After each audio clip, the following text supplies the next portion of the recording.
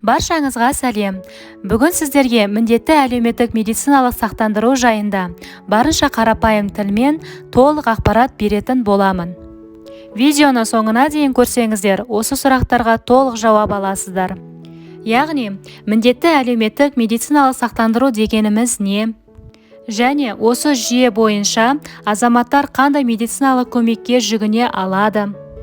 2023 жылы медициналық сақтандыру үшін төленетін жарна мөлшері қандай? Жарна төлемесеңіз не болады?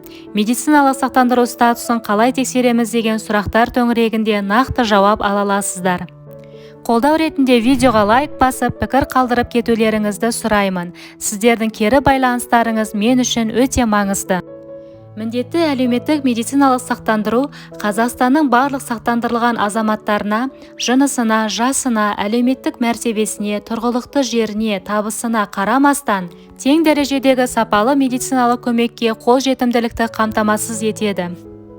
Міндетті әлеуметтік медициналық сақтандыру жүйесінде сақтандырылған азаматтар қандай медициналық көмекке жүгіне алады? Осы сұраққа жауап беретін болсақ, медициналық сақтандыру жүйесіне қатысушылар табысы мен төлеген жарнасының көлеміне қарамастан, мемлекет кепілдік берген барлық медициналық қызмет түрлерін пайдалана алады. Осы жүйе бойынша алғашқы медициналық санитарлық көмек тегін көрсетіледі. Оған профилактика, диагностика, емдеу, жүктілікті бақылау және медициналық манипуляциялар кіреді. Келесі кезекте консультациялық диагностикалық қызметті сіздер тегін ала аласыздар. Оларға ересектерді профилактикалық тексеруден өткізу, яғни скринингтік тексеруден өту, балаларды жаңа туған сәбилерді мамандандырылған тексеруден өткізу, қымбат диагностикалық қызметтер, оның ішінде КТ, МРТ, ПЦР, ИФА тегін көрсетіледі.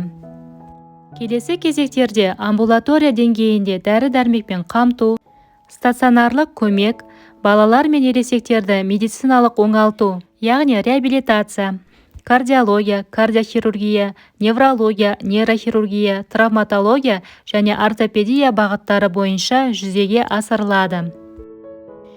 Келесі кезекте мейірбикелік күтім, ауру салдарынан өз-өзіне қызмет ете алмайтын, бөгде адамның әрдайым күтіміне немесе қарауына мұқтаж тұлғаларға. Ал паллиативтік көмек жазылмайтын ауыр науқасқа шалдыққан пациенттің өмір сапасын барынша жақсартуға бағытталған. Ендігі кезекте міндетті әлеуметтік медициналық сақтандыру бойынша ең жиі қойылатын сұрақтарға тоқталайық. Сақтандыру жүйесіне енген азаматтарға не істеу керек? Ең алдымен тұрғылықты жеріңіз бойынша ыңғайлы емханаға тіркелу керек. Онда сіз қажетті медициналық көмекті алып, учаскелік дәрігерді үйге шақыра аласыз. Стоматологиялық қызметтер медициналық сақтандыру пакетіне кіре ме?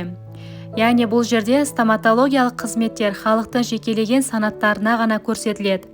Соның ішінде жоспарлы стоматологиялық көмек 18 жасқа дейінгі балаларға және жүкті әйелдерге арналған. Ал шұғыл стоматологиялық көмек 18 жасқа дейінгі балаларға және жүкті әйелдерге, Ұлы Отан соғысы қатысушыларына, мүгедектерге, зейнеткерлерге, көп балалы аналарға, алтын алқа және күміс алқасы бар аналарға арналған. Келесі сұрақ: сіз қай уақыттан бастап медициналық сақтандыру жүйесінде сақтандырылған болып саналасыз? Сіз үшін қаражатты қордың ұлттық банктегі шотына аударған кезден бастап сақтандырылған болып саналасыз. Яғни ОСМС бойынша медициналық көмек алуға тек қорға жарна аударғандар мен жеңілдік санатына кіретін адамдар ғана құқылы.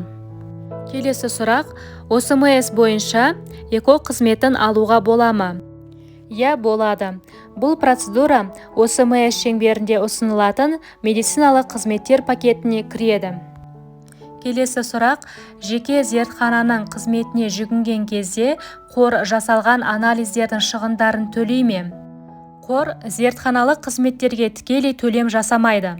Бірақ егер сіз зертханаға қормен келісімшарт жасасқан емхананың жолдауы бойынша жүгінсеңіз, қызмет ақысыз болады. 2023 жылы міндетті әлеуметтік медициналық сақтандыру үшін төленетін жарна мөлшері қандай? Жұмыс берушілер жұмысшылары үшін еңбекақының 3% мөлшерінде жарна төлейді, бірақ ол 21 мың теңгеден аспайды. Жеке кәсіпкерлер 4900 теңге жарна төлейді. Өзін-өзі жұмыспен қамтыған азаматтар республикалық және облыстық маңызы бар қалалардың тұрғындары бір айлық есептік көрсеткіш, яғни 3450 теңге жарна төлейді. Ал өзге елді мекендердің тұрғындары 1725 теңге жарна төлейді. Келесі сұрақ: жарна төлемесе не болады? Яғни сіз медициналық сақтандыру жүйесіне қатыса алмайсыз және медициналық сақтандыру жүйесі аясындағы медициналық көмекке жүгіне алмайсыз, тек ақылы түрде ғана аласыз. Ендігі кезекте медициналық сақтандыру статусын қалай тексереміз, соны көрсетемін. Ол үшін Google-ға кіреміз, поиск деген жерге fms.kz деп ағылшын әріптерімен жазамыз. Осы жерден әлеуметтік медициналық сақтандыру қоры деген жерге кіреміз. Осы жерден определить статус дегенді басамыз, иінді тереміз